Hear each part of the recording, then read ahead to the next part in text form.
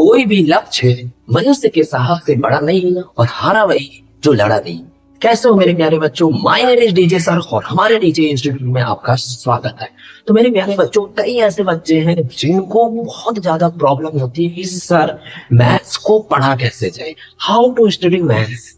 Sir हम class 9th में पहुंच गए लेकिन अभी हमें ये समझ में नहीं आ रहा है कि मैथ्स को हम कैसे स्टडी करें, मैथ्स कैसे पढ़ें जिससे कि हमारे सभी के सभी न्यूमेरिकल्स जो मैथ्स के हो वो सॉल्व हो जाए। सर कुछ तो बता दीजिए। तो परेशान होने की जरूरत नहीं है, मैं हूं आपका टीचर सर और मैं आपको बताऊंगा बहुत ही आसान तरीके से कैसे आपको मैथ्स को पढ़ना है, कैसे आपको मैथ्स को रिवीजन करना है, प्रैक्टिस करनी है। तो मेरे प्यारे बच्चों, आइए वीडियो को शुरू करते हैं।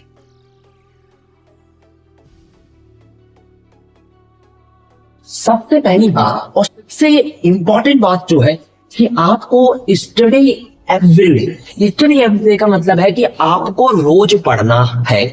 अगर आप चाहते हो कि सर मेरी मैथ्स तेज हो जाए तो आपको पर डे स्टडी करना है, आपको पर डे क्वेश्चन प्रैक्टिस करना है, पर डे क्वेश्चन लगाना है।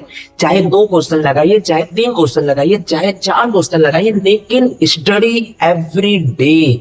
टाइम टेबल बनाइए, टाइम टेबल बना के मैथ्स को रोज पढ़िए। और अगर आप मैथ्स को रोज पढ़ोगे, मैथ्स को रोज स्टडी करोगे तो मैं आपको गारंटी दे रहा हूं आपकी मैथ्स बहुत तेज हो जाएगी। तो इसलिए आपको करना क्या है, स्टडी एवरीडे। आपको रोज पढ़ना है, रोज टाइम टेबल बना के पढ़ना है, रोज पढ़ना है। और सबसे इंपॉर्टेंट बात है फार्मूला याद करना है।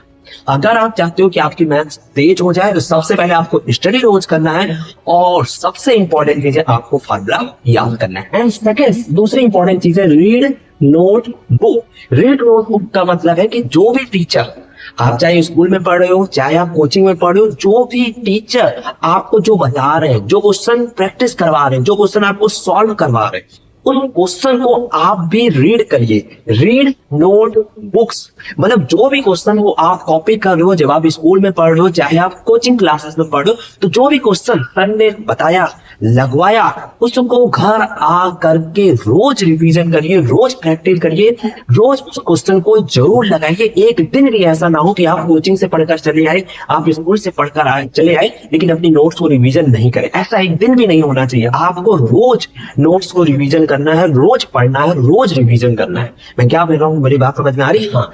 तीसरी और सबसे इंपॉर्टेंट चीज है read before class and after class. तो मेरे प्यारे बच्चों बहुत ध्यान से सुनना। जैसे कि अगर आप मैथ्स के कोई टॉपिक को पढ़ लो, अगर आप इस टॉपिक को पहले से पढ़ लोगे तो आपको इसमें एक आइडिया लग जाएगा कि अच्छा इसमें ये फार्मूले आने वाले हैं, ये चीजें आने वाली है, इस वैरायटी के क्वेश्चन आने वाले हैं। तो सोचो अगर आप कोई क्लास स्टार्ट होने से पहले उसके बारे में पढ़ लोगे तो जब स्कूल के टीचर या कोचिंग के टीचर जब वो चीज आपको पढ़ाएंगे तो आपको बहुत ही क्लियर समझ में आएगा। मतलब आपको कोई दिक्कत नहीं होगी, कोई परेशानी नहीं होगी, आपको वो चीज बहुत ही आराम से समझ में आएगा। मैं क्या कह रहा हूँ, आपको बात समझ में आ रही है? हाँ।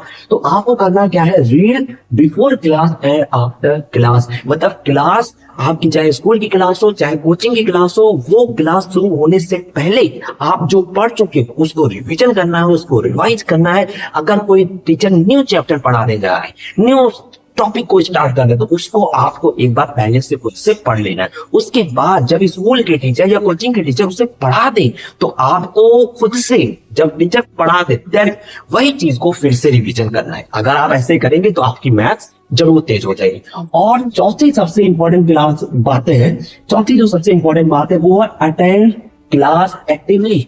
बहुत से बच्चे क्या होते हैं, स्कूल तो चले गए पढ़ने, कोचिंग तो चले गए पढ़ने, लेकिन वहां पे वो फोकस नहीं कर रहे, उनका ध्यान कहीं और लगा हुआ है, उनका ध्यान तो सुंदर कन्या पे लगा हुआ है।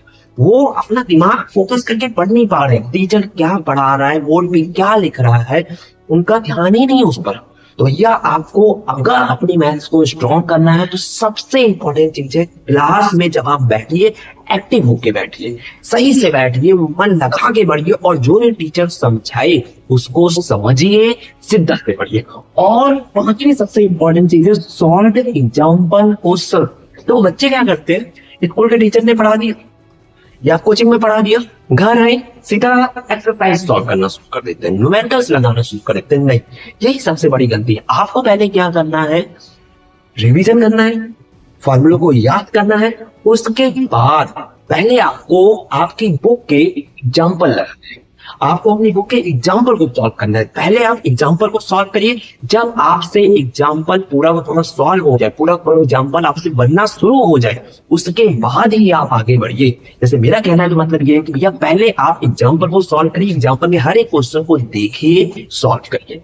अब बात आती है कि छठी सबसे इंपॉर्टेंट बात है, सॉल्व प्रॉब्लम एंड न्यूमेरिकल्स। देखिए सबसे पहले आपने एग्जाम्पल लगा लिया, आपको पता चल गया अच्छा हाँ ऐसे ऐसे क्वेश्चन है, ऐसे ऐसे ऐसे ऐसे तरीकों से लगेंगे। फिर अब आपको क्या करना है, अपने बुक की एक्सरसाइज को सॉल्व करना है, उसमें जो प्रॉब्लम्स है, उसमें जो न्यूमेरिकल्स है, उसको सॉल्व करना है। मैं क्या बोल रहा हूँ आपको बात समझ में आ रही? हाँ, लेकिन इससे पहले आपको पहले एग्जाम्पल सॉल्व करना है। जब एग्जाम्पल सभी के सभी सॉल्व हो जाए, उसके बाद आपको एक्सरसाइज के न्यूमेरिकल्स और प्रॉब्लम्स को सॉल्व करना है। अगर आप सॉल्व कर रहे हैं, आप कोई चीजें भूल जा रहे हैं, फिर से आपको नोट्स को स्टडी करना है, फॉर्मूला भूल रहे हैं, तो फिर से आपको फॉर्मूले को स्टडी करना है। मैं क्या बोल रहा हूँ आपको बात समझ में आ रही? हाँ। और बात आती है कि सर हम तो फॉर्मूला भूल ही जाते, तो आपको करना क्या है, एक अलग से कॉपी बना लेंगे, जिसमें आपको क्या करना है, जैसे आप जो जो टॉपिक पढ़ रहे हो, जैसे मैथ्स में आप जो जो टॉपिक पढ़ रहे हो, उस टॉपिक के उसमें सभी के सभी फॉर्मूले लिख लीजिए। ये भी इंपॉर्टेंट है। उससे क्या होगा कि जब आप बैठोगे और एक्सरसाइज के न्यूमेरिकल्स लगाओगे, तो आप अगर कोई फॉर्मूला भूल गए, तो आप तुरंत उस कॉपी को खोल करके उस फॉर्मूले को देख लीजिए और अपने न्यूमेरिकल्स को लगा लीजिए। मैं क्या कह रहा हूं आपको बात समझ में आ रही? हाँ। सातवीं सबसे इंपॉर्टेंट चीज है आपने स्टडी भी कर लिया, आपने नोट भी रिवीजन कर लिया, आपने क्लास भी एक्टिव होके पढ़ा, उसके बाद आपने सभी के सभी एग्जाम्पल भी लगा लिया, इसके क्वेश्चन भी लगा लिया। अब बात आ रही है कि सर कभी कभी ऐसा होता है कि जब एक्सरसाइज के कुछ क्वेश्चन तो हमसे बन जाते हैं, कुछ क्वेश्चन हमसे नहीं बन रहे, वो क्वेश्चन हम सॉल्व नहीं कर पा रहे, तो या आपको अब लेना है हेल्प। हेल्प का मतलब है आप वो जगह से हेल्प ले सकते हो, आप यूट्यूब का सहारा भी ले सकते हो और आप टीचर्स का भी सहारा ले सकते हो। जैसे कि अगर आप कहीं पे कोचिंग पढ़ने नहीं जा रहे, तो आप यूट्यूब का सहारा लीजिए। यूट्यूब पे कई सारे टीचर हैं जो कि मैथ्स पढ़ा रहे हैं, और अभी मैं भी आपको मैथ्स पढ़ाने वाला हूँ, तो आप वहां पे चीजों को देखिए। अगर आप कोई टॉपिक पढ़ रहे हो, आपको वो टॉपिक समझ में नहीं आया, आपको मैथ्स का वो चैप्टर समझ में नहीं आया, आप यूट्यूब का सहारा लीजिए। यूट्यूब पे उसके वन शॉट लेक्चर अच्छे से देखिए। कोई टॉपिक नहीं समझ में आ रहा, उस टॉपिक को अच्छे से देखिए। कोई न्यूमेरिकल समझ में नहीं आ रहा, तो उस न्यूमेरिकल्स को अच्छे से देखिए। और अगर आप कोचिंग कर रहे हैं, तो आपको क्या करना है, इस कोचिंग में जाना है। जो न्यूमेरिकल्स आपसे नहीं बन रहा है, उसमें प्रॉब्लम आ रही है, उसमें दिक्कत आ रही है, आपको अपने स्कूल के, अपने कोचिंग के टीचर से पूछना है। तो मेरी बात बहुत अगर आप ध्यान से सुने और ये सब पॉइंट को अगर आप अपने दिमाग में रखेंगे, तो मैं आपसे वादा कर रहा हूं कि आपकी जो मैथ्स है वो बहुत ही अच्छी हो जाएगी और आप मैथ्स के बहुत बड़े खिलाड़ी बन जाओगे। मेरे प्यारे बच्चों, डरने की जरूरत नहीं ना, इन 7 बातों को दिमाग में रखना है और मेहनत करके पढ़ना है, रोज पढ़ना है, रोज रिवीजन करना है। मैं एक बात फिर कहूंगा, सबसे इंपॉर्टेंट चीज है टाइम टेबल बनाइए। टाइम टेबल बना के पढ़िए और मैथ्स को रोज प्रैक्टिस करिए। फॉर्मूले याद नहीं हो रही है तो फॉर्मूलों की अलग से कॉपी बना लीजिए, फॉर्मूलों को रिवाइज करिए और रोज पढ़िए। अगर आप ये सब चीजें करेंगे तो आपकी मैथ बहुत स्ट्रांग हो जाएगी। मिलते हैं अगली वीडियो में। नमस्कार, जय हिंद, वंदे मातरम।